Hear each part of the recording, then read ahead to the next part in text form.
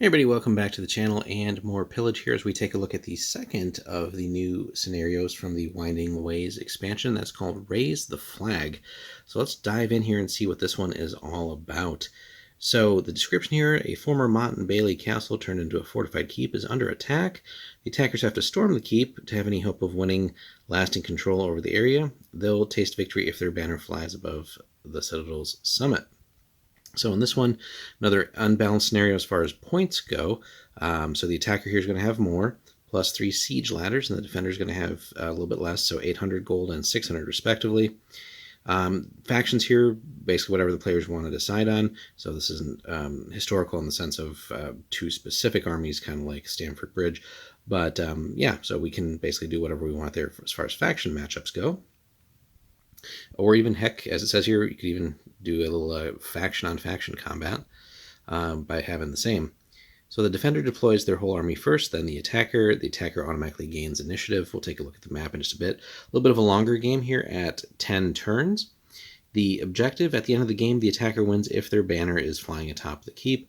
Otherwise, the defender wins. So pretty cut and dry, so it doesn't really matter about how many guys we kill one way or the other. It's really just about capturing that area. Weather. So we start with clear skies, no special rules. Of course, if you wanted to add weather, it does say that you can do so. And again, that can spice up the scenario a little bit and change it around. So if you've played this maybe a couple times and it's getting a little stale, you can just add some weather and it's a whole new game, really. So they give us, of course, and I always love that they always reference the page number in the book there too, just to make it easier to find.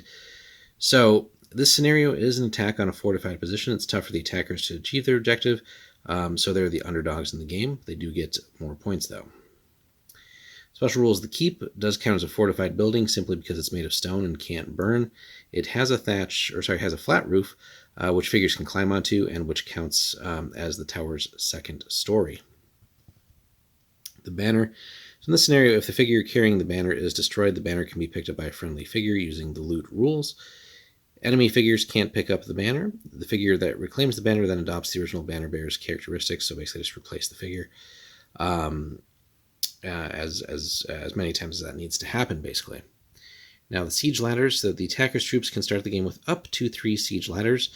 Siege ladder lets figures climb directly to the roof of the keep or cross over high walls. It always takes a minimum of 2 figures to carry a siege ladder. If one of the figures carrying the ladder is in contact with a piece of scenery, then the ladder can be raised. Other figures can then use the siege ladder. It takes all of a figure's movement to use a ladder, so the figure has to start the turn at the foot of the ladder to finish their turn at the top of the ladder or on the other side of the wall. Figure can also go down a ladder if they start their turn at the top of it, and then the ladder can be pushed to the other side of a wall by a figure in contact with it. High walls, so the keep is surrounded by high walls, so not just little lower walls like we would typically be using. Warriors can only cross those walls with ladders or a dangerous climb. See the rulebook. It may not be worth risking it since you already have a tough enough job as the attacker. The ladder is an ordinary ladder that works the same way as a siege ladder, but can be carried by a single figure and can't reach the roof of the keep, so we have some of those as well. Then moving on, just so we get an idea of the map here. So we can see the attacker's deployment area is kind of this L shape, right? 4 inches in on 2 sides here that are connected. The defender's area basically is the high keep, or the high walls, and then the keep itself with some lower walls all the way around here. A little bit of forested area, some random trees, some random like small huts and stuff, little farms, etc. So the map represents a stone fort or fortified tower surrounded by high walls at the center of the table. All around the fort are scattered houses and fields, forest in the northeast, and a road that passes through the fort. The walls have several openings to allow travelers to pass up and down the road. So again, just to revisit that here, you can kind of see the road action there, the little forest up at the top there, some of these smaller buildings. So the model that should represent the keep, and then the higher walls and ladders. So gives you a little idea here, but presents a fun scenario just because we get to use some cool terrain for this, not just kind of like more open fields with some smaller buildings. We are basically fighting for a very specific area and a little bit something of a larger building or location than what we've been seeing in a lot of these. We did have the church in one of the original book scenarios, but this is more of a, obviously a fort or a keep in this case. So a little more of a military objective on this one. But yeah, we get some high walls, some low walls, just a lot of different elevations in this too, which can be pretty cool. And really just a battle and an effort for the defenders to keep the attackers out as much as possible. It is a longer game, so the defenders are going to have to try and last just as long as possible and keep the attackers off of the roof.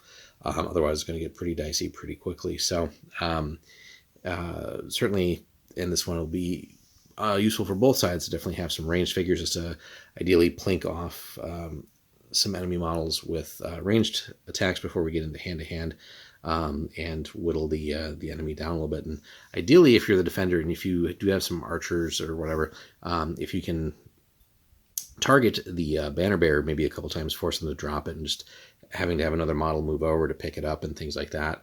Again, anything you can do to slow the enemy down. 10 turns is a long time, and you've got to basically survive the whole 10 turns as the defender or somehow wipe them out. It's going to be tough either way. Attacker, again, does have more models, but they are kind of really up against it, right? So they'd have to get up to the higher walls, get the ladder there, get people to move over, which are going to be a little bit more vulnerable until they cross. There are some openings, but again, smart defender is going to try and block those as effectively as possible. So fun scenario, guys, especially with different faction matchups too, or even like as they mentioned, you can fight the same faction against each other too. So a lot of neat ideas here, especially if we start incorporating weather and other stuff too. So let us know, guys, in the comments if you've played Raise the Flag and how that's gone for you so far. Thanks so much for watching. We'll be back with more Pillage.